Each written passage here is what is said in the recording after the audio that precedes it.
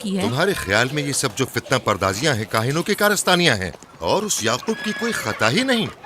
آپ خود بہتر جانتے ہیں کہ یعقوب سوائے ابلاغ رسالت اور اپنے فرائض کی انجام دہی کے اور کچھ نہیں کرتا۔ اسے معبد اشتار کے ہزاروں سال پرانے آئین سے کیا مطلب؟ اگر وہ چاہتا ہے کہ اپنے باپ دادا کے دین کے بارے میں بتائے تو ٹھیک ہے، بتائے، وہ میرے خاندان کو بھی تبلیغ کرے، لیکن دوسرے لوگوں کے عقیدوں کی توہین کیوں؟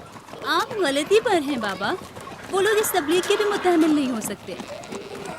بابا، یعقوب آئین یکتا پرستی کی تبلیغ پر مامور ہیں، ان کے والد اسحاق اور دادا ابراہیم کے آئین کی، اور آپ بھی فدان کے لوگوں کے امن و امان کی حفاظت کے ذمہ دار ہیں۔ وہ اپنے فرائض ادا کر رہے ہیں اور آپ اپنے فرائض کی ادائیگی کریں۔